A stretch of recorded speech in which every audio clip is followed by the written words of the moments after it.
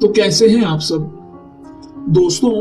पूजा पाठ, हवन कीर्तन आदि कर्मों को लेकर लोगों के बीच में दो तरह की धारणाएं पाई जाती है।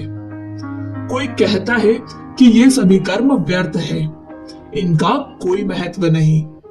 वहीं दूसरी ओर कुछ लोग इन कर्मों के प्रति गहरी आस्था रखते हैं। ऐसे में निर्णय करना मुश्किल होता है कि पूजा पाठ जैसे कर्म फलदायक है या नहीं। हमारी इसी उलझन का हल स्वयं महात्मा बुद्ध ने दिया है। एक बार बुद्ध जी एक ऋषि के आश्रम में जाते हैं। जिस समय बुद्ध जी आश्रम में प्रवेश करते हैं, वहां के मुनि अपने शिष्यों को प्रवचन दे रहे थे। मुनि को प्रवचन देते देख बुद्ध जी वहां से चले जाते हैं और आश्रम के बाहर बहती नदी के किनारे बैठ जाते हैं। जब मुनि अपना प्रवचन समाप्त करके बुद्ध जी के पास जाते हैं तो पूछते हैं कि हे बुद्ध, मुझे प्रवचन देते देख आप वहां से क्यों चले आए।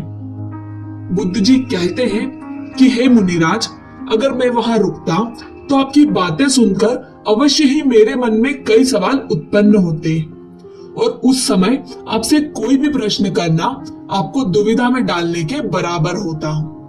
इसीलिए मैं वहां से चला आया।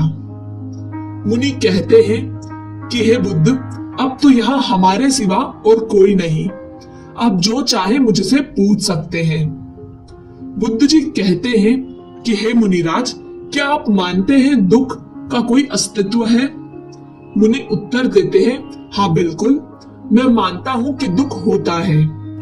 फिर बुद्ध जी पूछते हैं, क्या आप मानते हैं दुख के कारण है।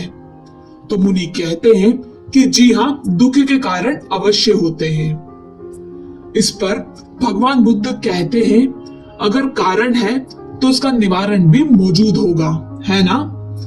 बुद्ध जी के प्रश्न पर मुनि अपनी सहमति प्रदान कर देते हैं। अब वो मुनि कहते हैं कि हे बुद्ध, अब मैं आपसे एक प्रश्न पूछना चाहूंगा जो आपके ही प्रश्नों से संबंधित है। मुनि कहते हैं कि आप अपने प्रवचनों में अक्सर बोलते हैं कि हमें अपनी समस्याओं का समाधान बाहर ढूंढने की बजाय अपने अंदर ही ढूंढना चाहिए। तो क्या पूजा पाठ, हवन कीर्तन जैसे कर्म व्यर्थ है। बुद्ध जी मुस्कुराते हैं और कहते हैं कि हे मुनिराज, मैं आपके प्रश्न का उत्तर दूं उससे पहले आप ये बताइए, अगर किसी व्यक्ति को नदी के एक किनारे से दूसरे किनारे तक पहुंचना हो तो उसे क्या करना होगा। मुनि कहते हैं कि यदि नदी का पानी गहरा ना हो तो वो चलकर जा सकता है। अगर पानी गहरा हो तो नाव की मदद से पहुंच सकता है और यदि उस मनुष्य को तैरना आता हो तो वो तैर कर भी एक किनारे से दूसरे किनारे जा सकता है। बुद्ध जी कहते हैं कि वो व्यक्ति ना तो चलकर जाना चाहता है, ना तैरकर, और ना ही उसे नाव की सहायता लेनी है, तो अब वह कैसे जाएगा। मुनि उत्तर देते हैं कि ऐसा व्यक्ति तो महामूर्ख कहलाएगा। बुद्ध कहते हैं, आपने बिल्कुल सत्य कहा। ठीक इसी प्रकार आप कितने ही हवन कीर्तन कर ले, पूजन पाठ कर ले, जब तक आप स्वयं अपने दुख को, परेशानियों को, कठिनाइयों को पार करके सुख के किनारे तक नहीं पहुंचना चाहेंगे, खुद प्रयास नहीं करेंगे, तब तक आप इनसे नहीं बच सकते। बुद्ध जी का जवाब सुनकर वो मुनि बुद्ध जी के चरणों में गिर पड़े और बोले कि हे प्रभु, इतने जटिल बात आपने मुझे कितने सरल शब्दों में समझा दी। आप निश्चित ही महात्मा हैं। कृपया मुझे अपना अनुयायी स्वीकार कीजिए।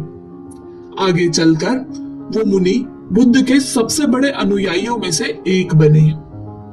दोस्तों, महात्मा बुद्ध की ये कहानी हमें समझाती है कि अगर स्वयं हम कुछ ना करना चाहें, कोई प्रयास, कोई संघर्ष ना करें, तो फिर कितनी ही पूजा पाठ कर ली जाए, हमें मनचाहा फल प्राप्त नहीं होगा। हम ये कतई नहीं कहते कि पूजा पाठ व्यर्थ है, लेकिन समस्याओं से उभरने के लिए आपको स्वयं ही प्रयास करने होंगे। ध्यान कर्म आपको आत्मशक्ति, सकारात्मकता प्रदान करेंगे। लेकिन इन कर्मों के साथ साथ आपको प्रयास करने होंगे ताकि आप मनचाहा फल पा सकें। तो दोस्तों, हम उम्मीद करते हैं महात्मा बुद्ध से जुड़ी यह रोचक जानकारी आपको पसंद आई होगी। धर्म और ग्रंथों की ऐसी ही बातें जानते रहने के लिए हमारे साथ जुड़े रहें।